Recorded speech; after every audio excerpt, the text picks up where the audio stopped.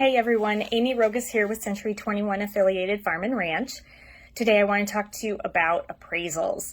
This one might get a little lengthy on the video because I have so much to say. First and foremost, when I meet with sellers, I always give them a market analysis, and that is as close to an appraisal as you can get without paying a certified appraiser. Now, I am not licensed in appraising, but I did work for an appraisal company for 12 years prior to selling. And my boss, Ray, he had taught me a lot about how to choose the comparables and how to make adjustments. And appraisals are overall a very gray area. They do have uniform guidelines that they need to follow. But the long story short is, if you're the chances of someone purchasing your property and needing to finance it are very great. Seldom do I get cash buyers, and if I do, it's normally on vacant land, or if I've had a few that are capable of paying cash, but just prefer to finance because right now, the interest rates for financing are lower than what your money could make in the stock market. So why not leave it in the bank and, let it make money for you and then just draw it out as you need it to make your mortgage payment. So long story short, appraisals are important.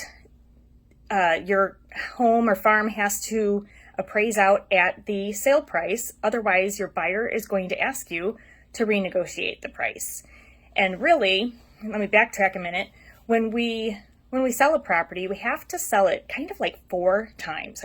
First of all, we have to get the initial, come together on the initial sale price. Then there is home inspections. And if there's something wrong with your house, majorly, the buyer could ask you for either closing cost credit to help with those repairs down the road, or ask you to do the fixes yourself. Third comes the appraisal. And then fourth, there are times, not often, but sometimes an appraisal or underwriting will question an appraisal, and they may knock some money off of it if they don't like what they see, or they may send it out to another appraiser to do a field review. And so that can come back and alter the price as well. So it's important to have a good market analysis done. Truly look at the comps that have sold and see, what the best price is that you can get. And if you're going to price it above suggested prices, don't do it by much. Because in the end, even if you get somebody to purchase at a higher price, if the appraisal comes back bad, then you have to renegotiate or walk away from the deal and start again.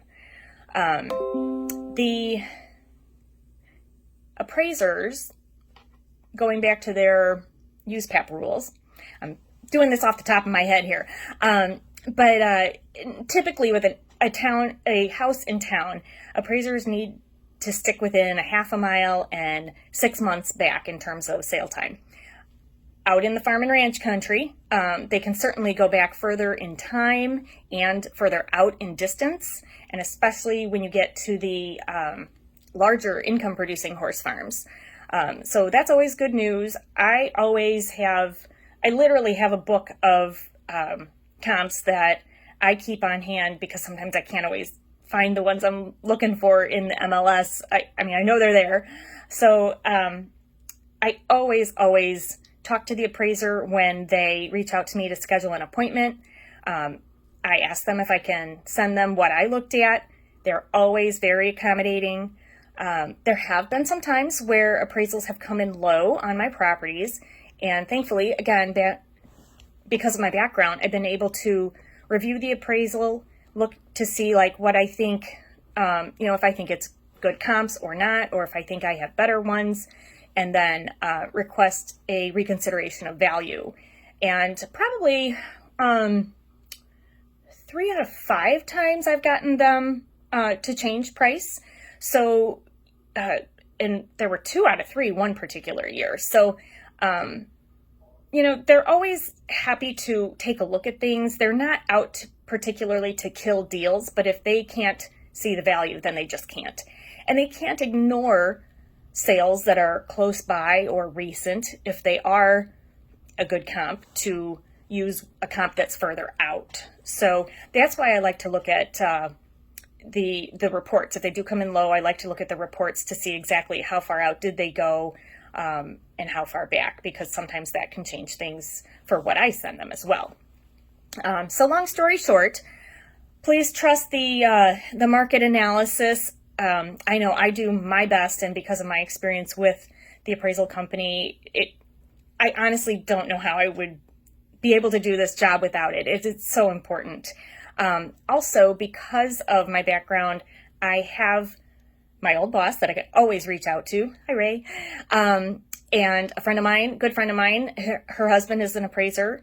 And I also, of course, have a handful of farm and ranch appraisers that I know just from working with the farm and ranch type lenders. Some of them go through appraisal management companies that are like a third party type vendor. And then other companies have in-house appraisers, which is super great because one particular lender, again, farm and ranch properties, that's all they do. So I know their appraisers know what they're doing. So that is it for the appraisal side of things today. Real quick, 2 questions for you. Want to know how you guys are liking these videos. I do them just off the cuff when I think of a subject that I think people will want to hear about. And secondly, I'm going to be going to Midwest Horse Fair in April. Probably thinking about getting some t-shirts made up for passerbys, and wanted to know what you guys thought of this kind of garb here. I got my farm and ranch, I got mine, but I thought I would do some Century 21 affiliated and then farm and ranch on the back for t-shirts. So kind of wanted to know what you'd think about that, if you'd wear it or not. Okay, have a great day. Stay warm, stay safe. I know there's a blizzard out there. All right, have a good one. Bye-bye.